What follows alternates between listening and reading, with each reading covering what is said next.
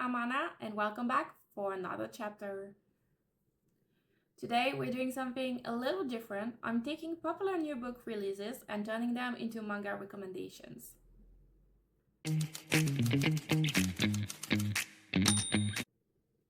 I've picked 5 books from the top 10 books released this year list that I already read and that I felt had really strong vibes I could match. So it's not the best of the year list, it's more like these are books I know well enough to say, okay, if you like this specifically about it, here's a manga that scratches the same itch. For each book, I'm going to break it down by vibe, and then for each vibe, I'll give you one manga recommendation that matches. Before we jump into the books, I want to do a tiny glossary section, so if you're new to manga and anime, you don't get lost.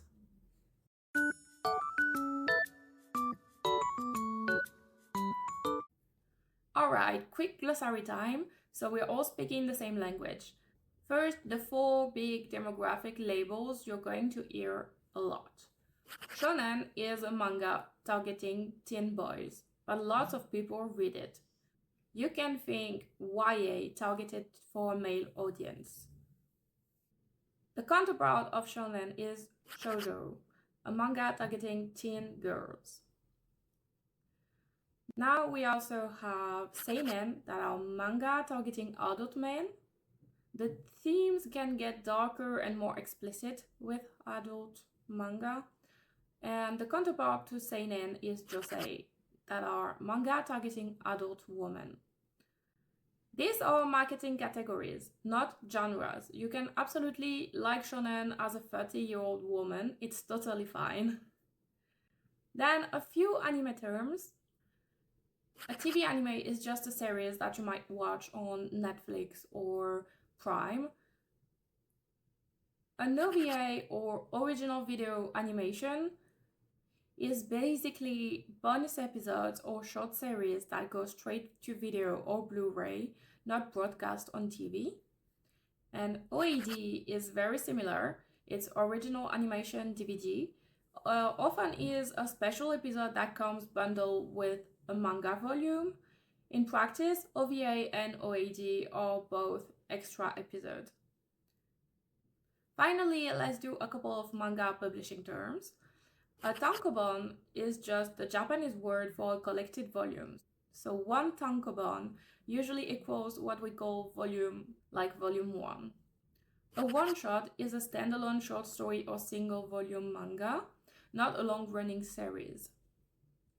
A light novel is a prose novel, often with anime-style illustrations, usually aimed at teens or young adults.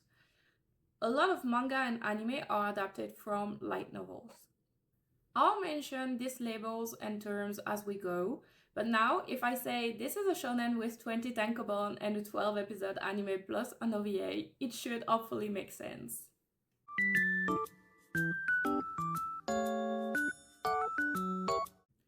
We're starting with Onyx Storm, the third book in the Empyrean series by Rebecca Yarros. What I personally love in this series is the mix of war, dragon politics, and Violet just leveling up through trauma and stubbornness.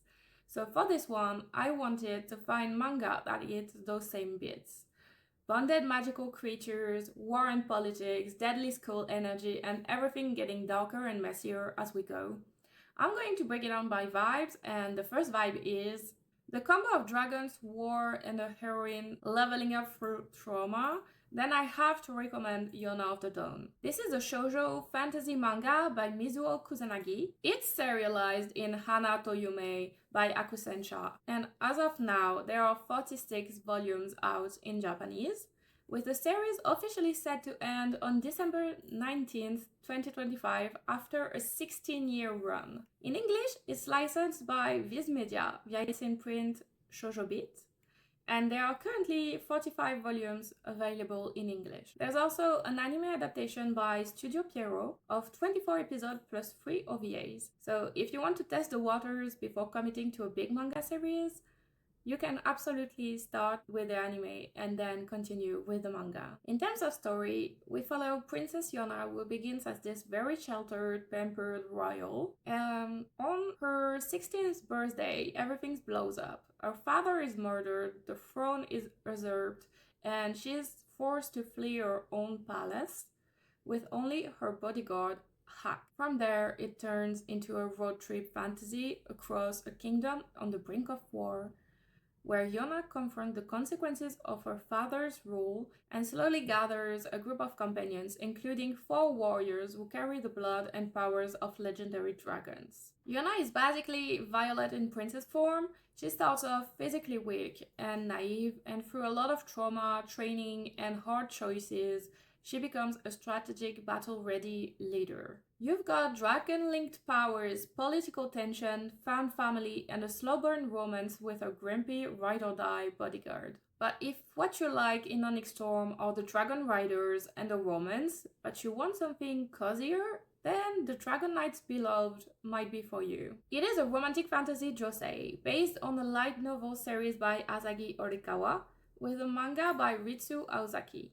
In Japan, it runs in monthly comic zero-sum from Ichi Jinsha, and as of now, there are 10 manga volumes out in Japanese.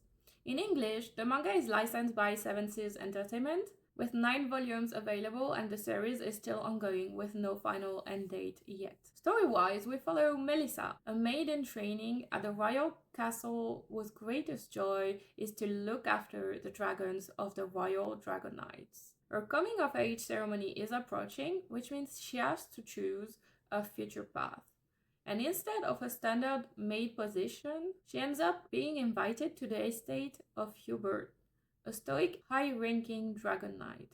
There, she becomes his dragon specialist and fake partner, looking after his dragons, navigating noble politics, and slowly getting closer to him. It keeps the core things you might love from Onyx Storm, the dragon riders, the magical creatures bonded to their humans, and the slow-building romance with the knight, but shifts the tone.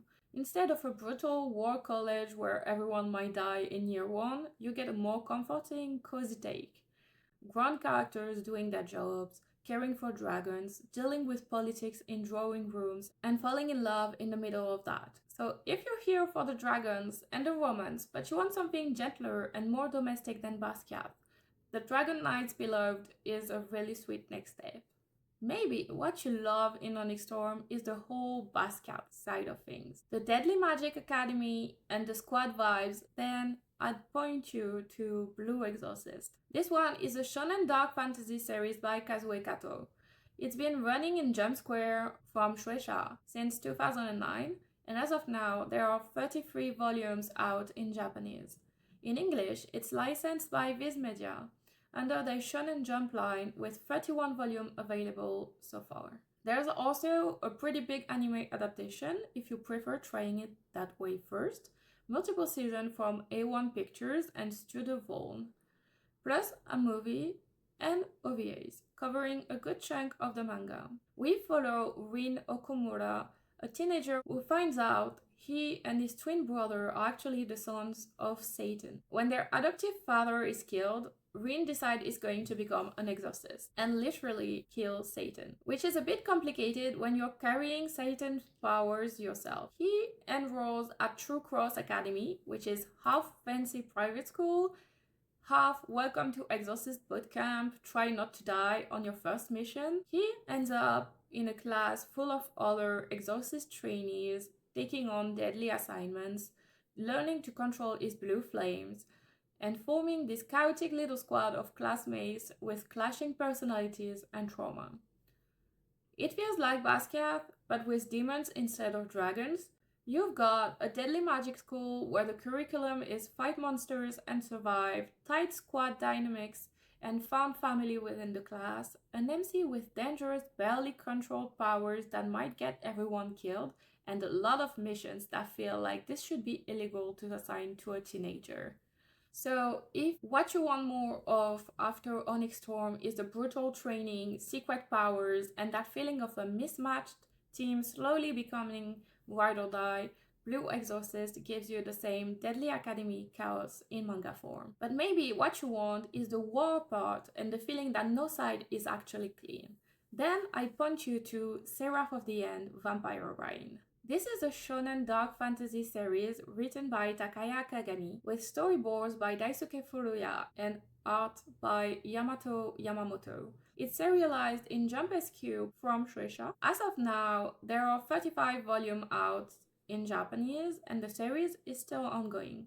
In English, it's licensed by Viz Media under the Vampire Reign subtitle, and there are 33 volumes available in English. There's also an anime adaptation by Wit Studio, 24 episodes total, split into two cores, Seraph of the End, Vampire Knight, and Battle in Nagoya, both released in 2015, plus an OAD episode. What is it about? A man-made virus wipes out most of humanity, sparing only children under 13.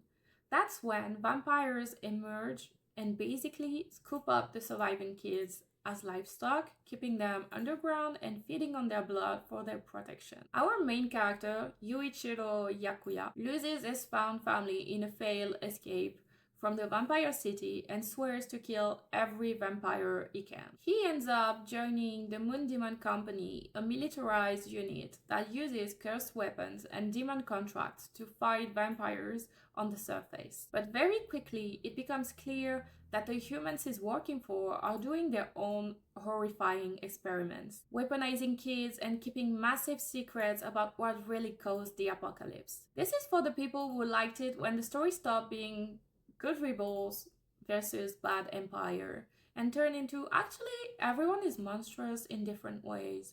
You've got child soldiers with way too much trauma, a war where both sides are experimenting on them, constant are we sure our own commanders aren't worth moment, and painfully intense bonds and loyalty conflict inside the squad. So if what hooked you in Onyx Storm was less the romance and more the mess up power structures and that sick feeling that the leadership is hiding something awful, Seraph of the End, Vampire Reign basically turns all of that up to 11.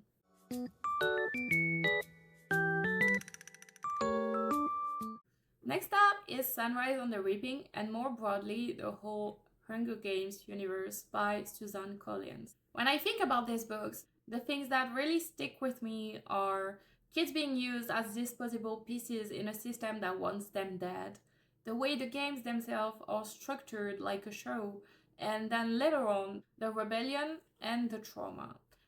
We're starting with the whole kids versus a system that literally wants them dead. You need to read The Promised Neverland. This is a shonen manga written by Kayu Shirai and illustrated by Pozuka Demizu. It was serialized in Weekly Shonen Jump from 2016 to 2020 and is complete at 20 volumes in Japanese. In English, it's licensed by Viz Media and you can get the whole series in 20 volumes as well. There's also an anime adaptation by Cloverworks. The season 1 from 2019 adapts the escape arc and is really loved. The season 2 from 2021 is more controversial because it skips a lot of the manga content, but it does finish the story in anime form. The story starts in what looks like the cutest orphanage ever, Gracefield House. The kids have great food, comfy bed, a loving mom, and then a few of them discover the horrifying truth. I will not spoil it there because it's really worth it to go into it blind. From there, it turns into a tense cat and mouse game where a group of genius kids has to outsmart the adults, plan an escape, and survive in a world that's completely hostile to them. No magic powers, no gadget, just strategy, observation, and sheer stubborn will to live. It is the same nerve as children raised inside a rigged system designed to kill them, adults who see them as resources and not people, and a small group of kids planning rebellion in secrets and trying to outthink an enemy that has all the power. So if what you're craving is more of that, The Promised Neverland is an incredibly tense, twisty manga to pick up next. But if what you love in the Hunger Games is the whole rebellion side of Panem, how the propaganda works, and the trauma wars creates, then you should try Attack on Titan. This is a shonen dark fantasy manga by Hajime Isayama. It was serialized in Besatsu Shonen magazine from 2009 to 2021, and it's complete at 34 volumes in Japanese. In English, it's licensed by Kodansha, also complete in 44 volumes with multiple omnibuses and a huge colossal edition if you like big chunky books. There's also a massive anime adaptation, originally by Wit Studio and later by MAPPA, that ran from 2013 to 2023 and covers the entire story across multiple seasons and final parts. And if you don't want to dive into 34 volumes straight away, the anime is a very easy way in. Now the setup. Humanity lives inside 3 massive walls, because the outside world is overrun by man-eating giants called Titans. Our main character, Eren Yeager, watches his mother die in a Titan attack and swears to wipe them out. He joins the Survey Corps, the branch of the military that goes outside the walls, and very quickly the story stops being human versus monsters and becomes what if your own government has been lying to you about literally everything. We get into propaganda, nationalism, war crimes, and cycles of hatred. And we watch these teen soldiers carry way more trauma and responsibility than they ever should. This is really for the people who love the Mockingjay era more than the arena, the way media is used as a weapon, and the feeling that your side might not actually be the good guys. So if you're craving more rebellion, propaganda, and war trauma, after Sunrise on the Reaping, Attack on Titan is an ultra dark, ultra intense version of that story.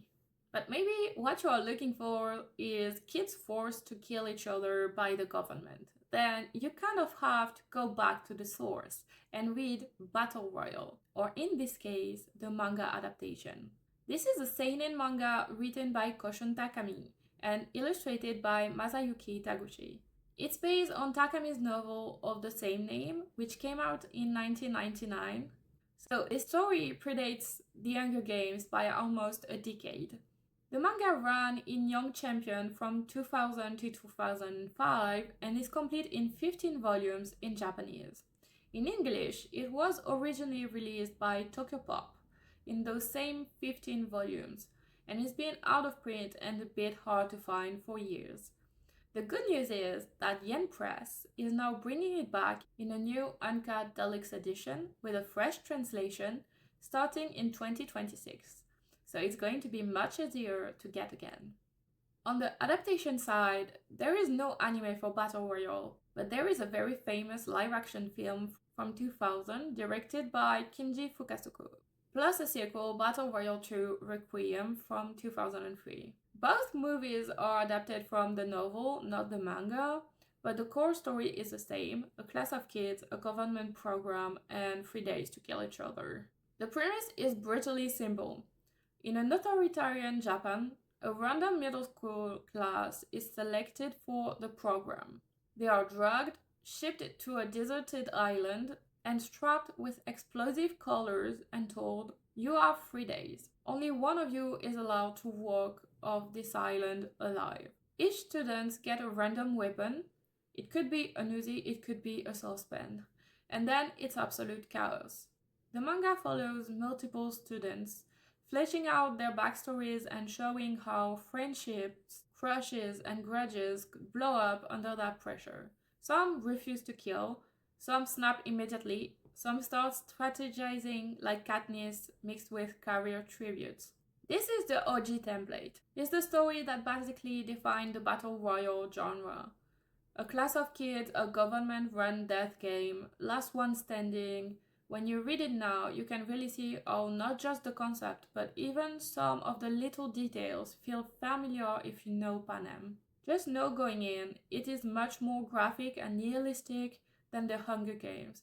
It is a very bleak view of what people do under pressure. So if what you want is a raw, unfiltered version of that kids forced into a government deathmatch idea, Battle Royale is the original. Just make sure you check your trigger warnings first. But maybe what you like in Sunrise on the Reaping is the arena itself. The traps, the strategy, the one wrong move and we're dead tension. Then you should check out Alice in Borderland. This is a shonen suspense survival manga written and illustrated by Haro Aso. It was serialized in Shonen Sunday-s, then Weekly Shonen Sunday from 2010 to 2016, and is complete in 18 volumes in Japanese. In English, it's licensed by Viz Media and released as 9 2-in-1 volumes, so you still get the full story, just thicker books. On top of that, there are adaptations, a 3-episode OVA anime from 2014-2015, and the one most people know, the live-action Netflix series, which now has 3 seasons. So if you're more of a watcher than a reader, you can absolutely start with the show, then hop into the manga. The premise is very Hunger Game, but make it puzzle hell. Our main character, Arisu, is a bored game-obsessed guy who suddenly finds himself in an empty alternate Tokyo, called the Borderland. The city is deserted, except for other players, and the only way to stay alive is enter deadly games. Each game has a playing card, suite and number that tells you what you're in for. Hearts for psychological torture, spades for physical challenges, clubs for teamwork, and so on. And if you fail, you die. If you win, you earn a few more days of life before you're forced into the next arena. This is perfect if you're here for arena-style games that are as much about brains as brawn, constant puzzle, death traps where the rules shift every time, and that same feeling of we have to work together but only some of us are walking out of this. So if what you want after Sunrise on the Reaping is more high-stakes, game-based survival with clever challenges and brutal twists, Alice in Borderland is a really fun and pretty brutal next step.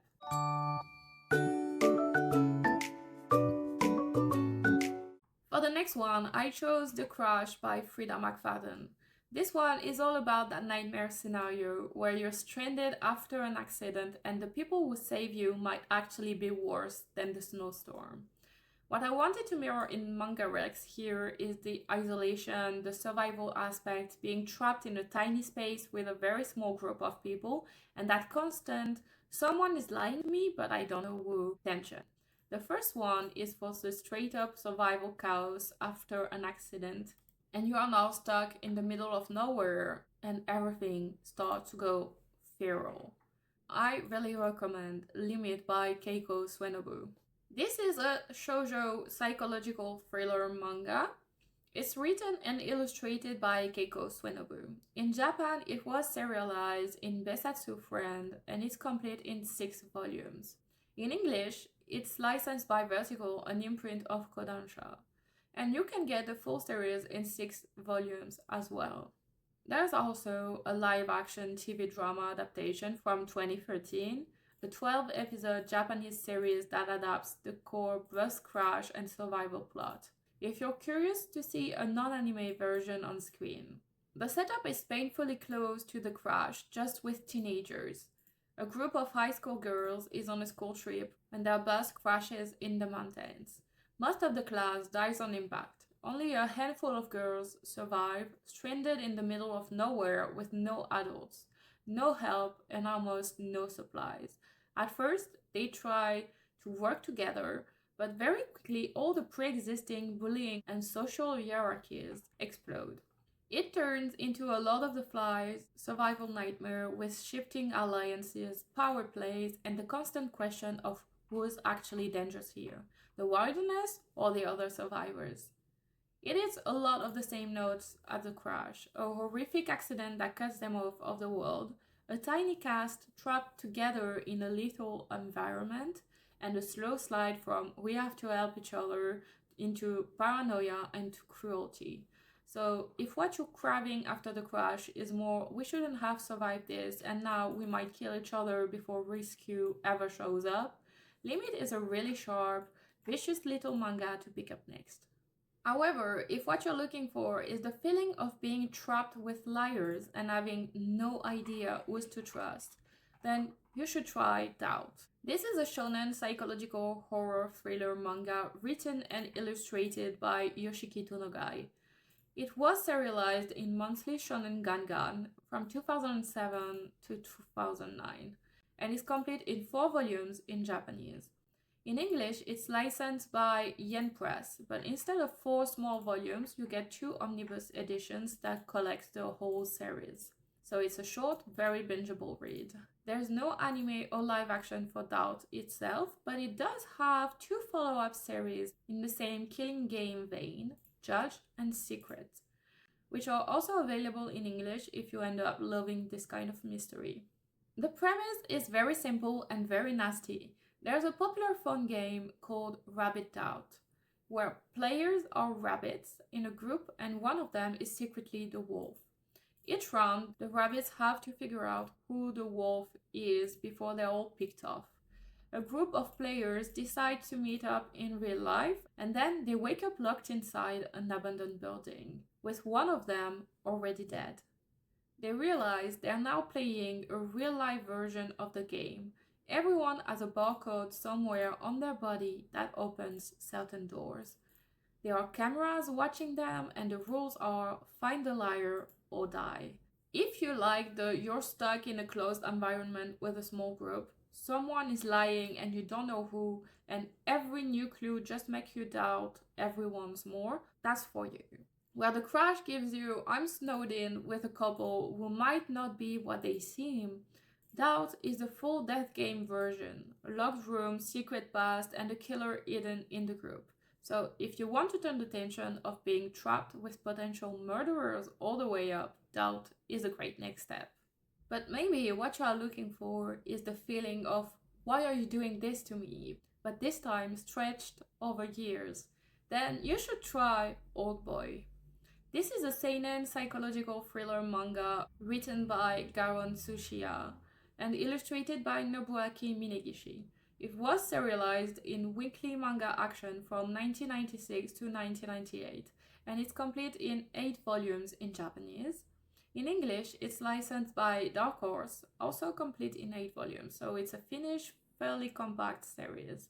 On the adaptation side, this is the one you might know even if you've never touched the manga. The story was turned into the famous 2003 South Korean live-action film Old Boy, directed by Park Chan-wook, which won the Grand Prix at Cannes, and later into a 2013 Hollywood remake. Both films are loosely based on the manga's premise of long-term imprisonment and twisted revenge, but the details and tone are quite different. So the manga is still worth reading on its own. The basic setup is a regular man is suddenly kidnapped and imprisoned in a private room.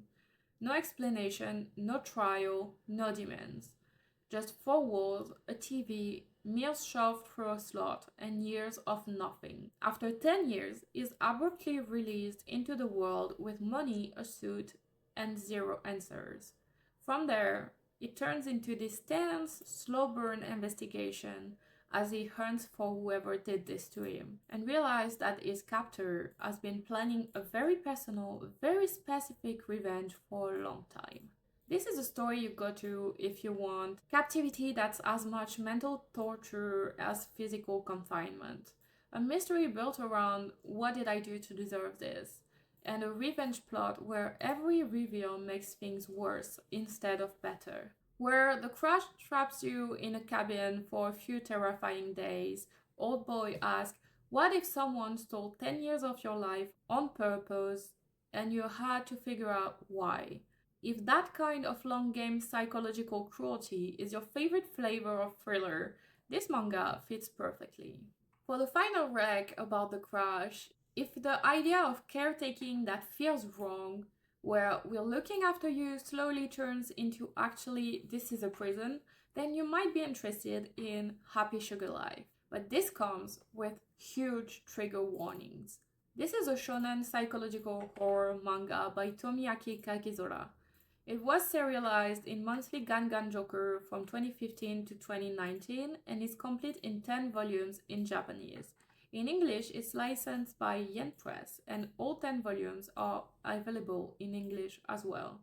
There's also a 12-episode anime adaptation from 2018 if you'd rather watch it, but the same warnings apply there too. On the surface, the story sounds almost cute. It follows a high school girl named Sato who lives alone in an apartment and seems very put together. Secretly, though, she's living with a little girl named Shio, and Sato is absolutely convinced that the two of them share a perfect, pure love. To protect that happy sugar life, Sato will lie, manipulate, hurt people, and do much worse. The apartment becomes this pink, cozy little cage, and every person who threatens their bubble is dealt with. It takes the same unease, someone feeding you, clothing you, taking care of you, but never really letting you live, and pushes it to the extreme. It's all about caretaking wrapped into control, domestic spaces turned into prisons, and adults who are a lot more dangerous than whatever outside. But I really want to stress this: happy sugar life is very disturbing. You should absolutely check the trigger warnings before you decide on picking it up. There is no truly good characters. Everyone is broken or hurting someone. This is not a dark but fun thriller the way The Crash is. This is the recommendation for people who want to go way further into horror and are okay with reading something really uncomfortable. If that's not you, absolutely skip this one.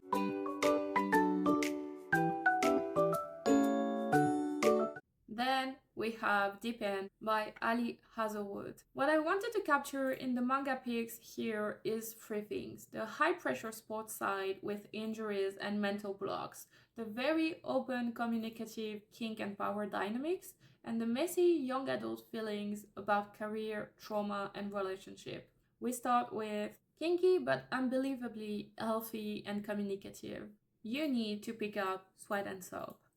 This is a seinen romantic comedy by Kintetsu Yamada. It was serialized in Morning Magazine from 2018 to 2021 and is complete in 11 volumes in Japanese. In English, it's licensed by Kodansha, and all 11 volumes are available in English as well. The story follows Asako, who works in the finance department of a cosmetic company and is extremely self-conscious about how she sweats.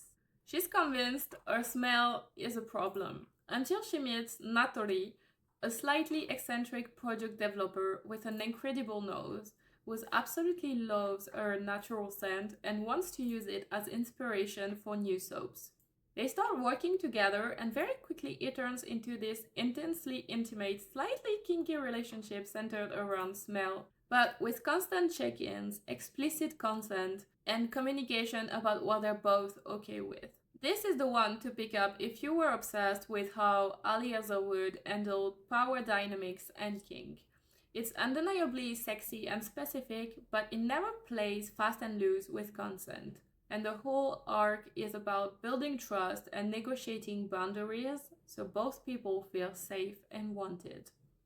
So if you finish Deep End and thought, I want more stories where the kink is part of the romance, but everyone is respectful and talks things through, Sweat and Soap is basically that in manga form. However, if what you liked in Deep End is the elite athlete grind, the training, the pressure, the mental blocks, more than the romance, then you should absolutely pick up Haikyuu.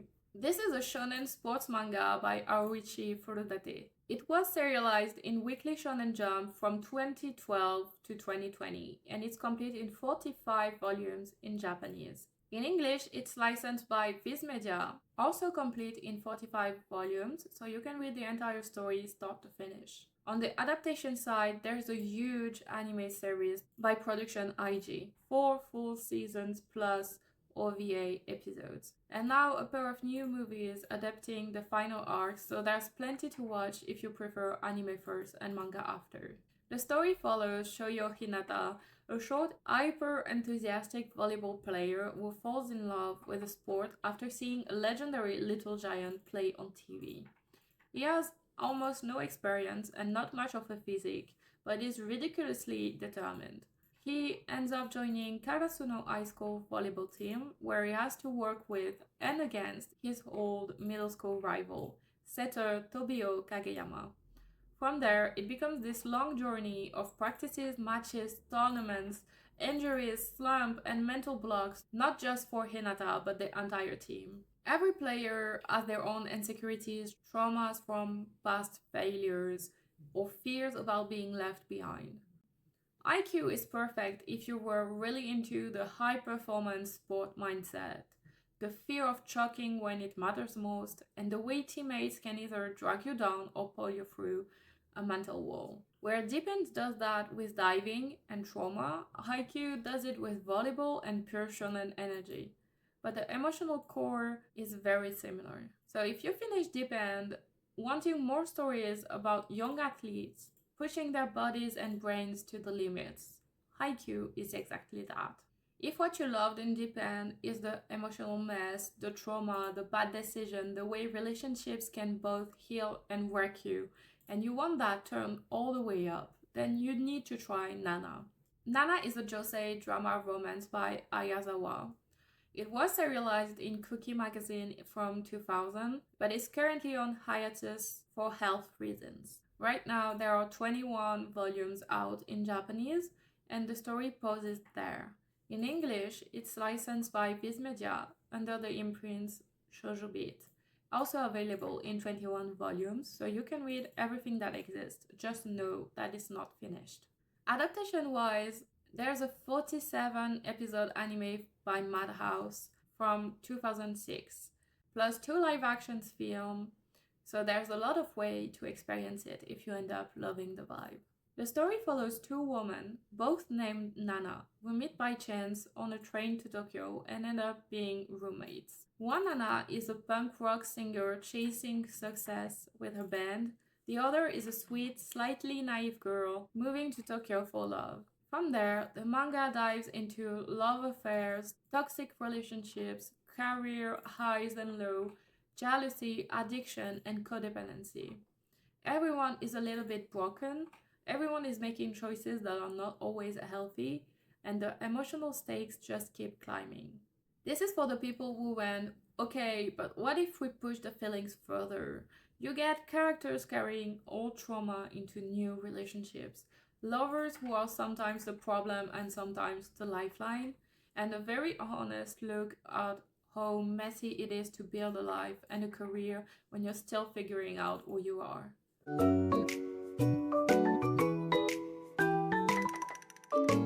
And the last book for this video is The Favorites by Lane Fargo. Here, the things I wanted to match in manga are the Olympic level skating grind, the anxious skater who basically runs on emotional support from one person, and the way scandal and tragedy get turned into a spectacle for the public. We'll start with the grind to Olympic gold. If what you love in The Favorites are the training schedules, the money stress, the coaches, the politics, then you should absolutely check out Medalist. Medalist is a shonen sports manga by Tsuru Maikada. It's serialized in monthly afternoon from Kodansha, and as of now, there are 13 volumes out in Japanese, and the series is still ongoing. In English, it's licensed digitally by Kodansha as well, with 12 volumes already available. There's a TV anime adaptation produced by NG of 13 episodes, and a second season has been announced and is scheduled for January 2026. The story starts with Tsukasa, a former ice dancer whose competitive career has basically failed. He's broke, cleaning ice rinks in the middle of the night and kind of drifting.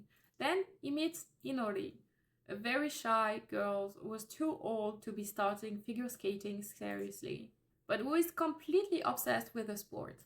Where other coaches sees a lost cause, Tsukasa sees potential, and maybe a chance to redeem himself. He decides to become her coach and bet everything on taking her to the top. From there, medalists dive deep into the technical side of figure skating, the jump, spin, levels, all of it, and the financial pressure on families and skaters, the politics of federation, judges, and training camps, and the emotional toll of trying to chase an Olympic dream when the whole system is stacked against you. This is for readers who were obsessed with behind the scenes of elite skating. The early morning, the injuries, the are we even going to be able to afford the season panic. It doesn't have the toxic Wuthering Heights romance, but it has that same sense that every program is the tip of the iceberg made of sacrifice and pain. So if you finish the favorites wanting more about the actual grind to the Olympics, especially from the perspective of an underdog skater and a slightly washed up coach, Medalist is the perfect next read. Maybe what you want more of is the whole anxious skater and emotional support partner dynamic. Then you really need to read Night of the Ice. This is a josei rom-com sports manga by Yayoi Ogawa. It's published by Kodansha in Japan and is complete in 11 volumes. In English, it's licensed by Kodansha and also complete in 11 volumes. The story follows Kokoro Kijinami, a brilliant figure skater who looks like the perfect gallant knight on the ice in competition, and is actually a total nerd of the rink. His secret is that he can only reliably land his big jumps when his childhood friend Chitose, now a busy magazine editor, is right there ringside reciting a cheesy spell from his favorite magical girl anime. When work pulls Chitose away during key competitions, Kokoro anxiety spikes and everything starts to fall apart. This is perfect if you were obsessed with a hyper-talented but emotionally fragile skater, a partner who doubles as a psychological lifeline, and the way performance anxiety can make or break a career. Where The Favorite gives you a very toxic, destructive version of that bond, Night of the Ice gives you a softer, funnier take. It still takes Kokoro's nerves and career seriously, but it wraps them in a rom-com about two adults figuring out what they mean to each other. If what you loved in The Favorites was the scandal, media spin, and the way tragedy basically becomes content, then I have to recommend Oshinoko. This is a seinen drama mystery supernatural manga written by Aka Akasaka and illustrated by Mengo Yokoyari. It ran in weekly Young Jump from 2020 to 2024 and is complete in 16 volumes in Japanese. In English, it's licensed by Yen Press, and as of now, there are 12 English volumes out, with the rest on the way, so the series is finished in Japan but still rolling out in English. Anime-wise, there's a very big TV adaptation by Doga Kobo, with season 3 announced and scheduled to premiere in January 2026. On top of that, there's already a live-action drama and a live-action film on Amazon Prime. So if you like seeing different versions of the same story, this series has a lot of adaptations. Trying to pitch the story without spoiling too much, we start with Ai Oshino, a 16-year-old idol, and Goro, a rural OBGYN, who happens to be a huge fan of hers. Through a very wild supernatural twist, we end up following Ai children as they grow up inside the Japanese entertainment industry, while trying to navigate lies, abuse, obsessive fandom, and a very personal mystery tied to a major tragedy early on. The series is obsessed with how showbiz turns everything into content: scandals, death, rumors, even grief. This is perfect if you were living for public versus private personas, PR spins, gossip, and fandom shipping real people, and that sick feeling that the worst thing that ever happened to you is just entertainment to everyone else. Where The Favorites does that through a scandal-based skating documentary, Oshinoko does it across the entire entertainment industry. Idols, dramas, reality TV, and pushes the idea of tragedy as content to its logical, very dark extreme.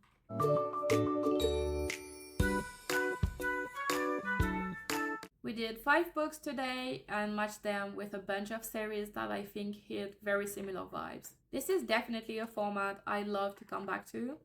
It doesn't have to be just books to manga either. I already have ideas for doing this with other media. If you have a favorite book you'd like a manga recommendation for, please drop it in the comments, tell me the title and maybe what vibe you want matched. If you enjoyed this and you want me to turn it into a kind of recurring series on the channel, let me know by giving the video a like and maybe subscribing if you haven't already. Thank you so much for hanging out with me, and I see you in the next one.